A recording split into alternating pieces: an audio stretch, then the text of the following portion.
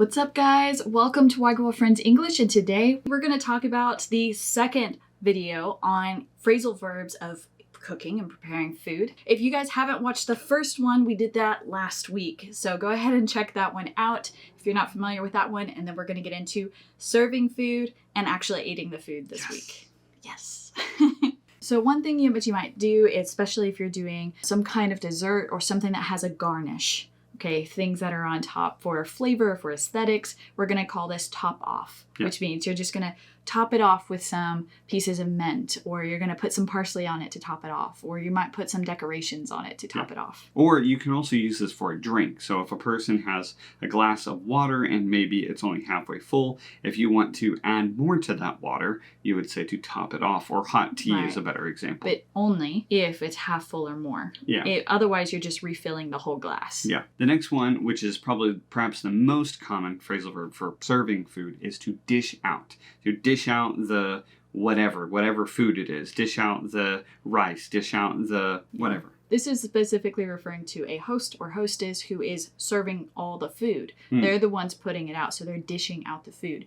But for this reason, we also say parents dish out punishment or discipline, because they're the ones who have the authority to give and to basically serve it upon their children. Yeah. Similar to topping off your drink, you can also say to fill up my cup. But this refers to if it's half or less. Yes. So if it needs a lot more, you're going to say you're going to fill up the cup. But if you just need a little bit to top it off, then you're going to say top off. You could also just be using fill it up to say get it to the top. I want as much as can fit in the cup. Fill it up, like... Fill it to the brim. All the way to the top. As opposed to just... Yeah, I want some more. So the next one is lots of emphasis. This means to drown in, which is when you take just way too much of a good thing. To drown something in gravy, for example, or drown something in butter, or drown something in frosting. Or salad dressing. The idea is it's going to be a liquid, and you just pour way too much on your food on purpose. You drown your food in it because it tastes good to do that. This is a common problem. Yeah. I will say that we don't say that we drown our cereal in milk. If it's food that is supposed to be in liquid, it's supposed to be, then you're not going to drown your cereal in milk. We wouldn't call it that. Yeah. But if it's something like turkey, for example, that most people are going to eat without gravy, but somebody wants to put gravy on it, a little bit of gravy, that's fine. You've added gravy.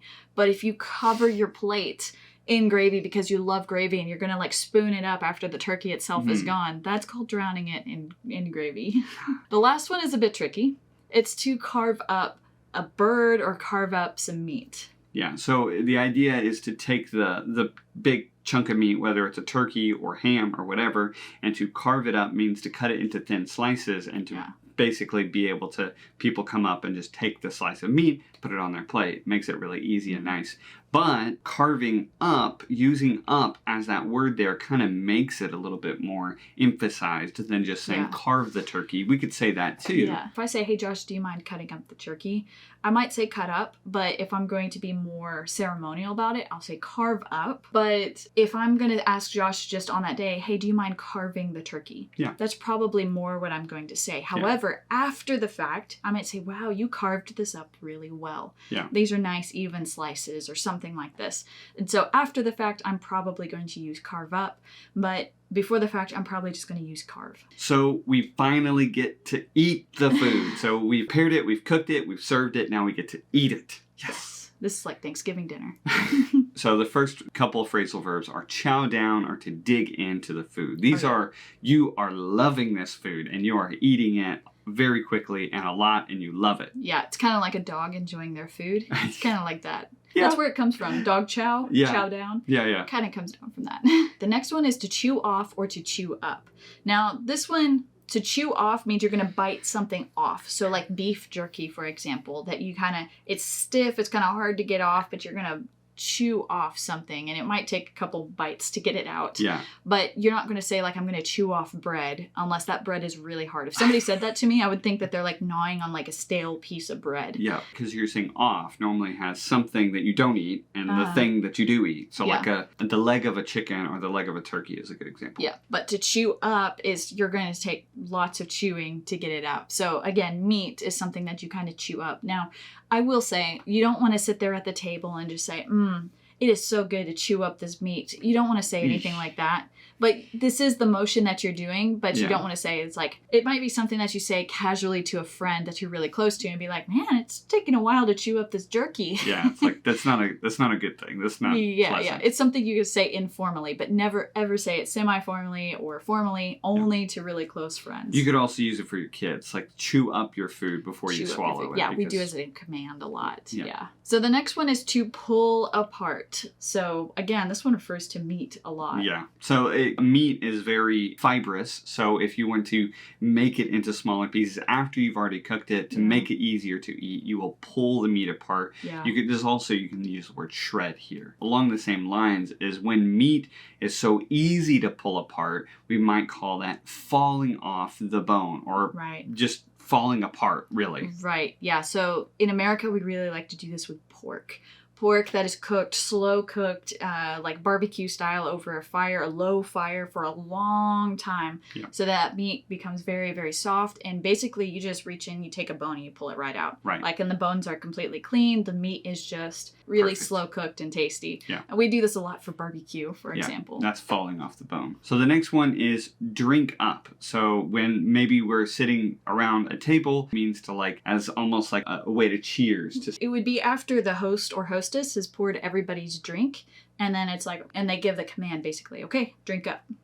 It's got this idea of people are waiting to drink it, and you're all going to drink it together because it is very much used as a command. As opposed to that, though, that's kind of like someone telling you, but if you were doing it, we would say wash down or chase down, especially after you've maybe had something really dry, like a piece of bread or some other food. You'd say, oh, I need to wash that down with a glass of water or something like that. Or something that you did not enjoy eating, Yeah. but you did so because it was a formality, maybe. Yeah. You would say, I'm going to wash that down real quick. Or chase that down, meaning like, I really didn't like that. I need to Right. follow that with something to drink so I don't taste it anymore. The idea where we are from specifically, somebody's trying to wash down something, it's not usually a good thing. However, I have heard it in context where it is a good thing. Like, I'm really enjoying it. I had this full 3-course meal and I washed it down with a bottle of wine or whatever. Yeah. Some people will describe it in a good way like that. So whatever it is, it either seems to be like, I ate a lot, or it means I ate something I didn't enjoy, or it wasn't cooked perfectly. Yeah.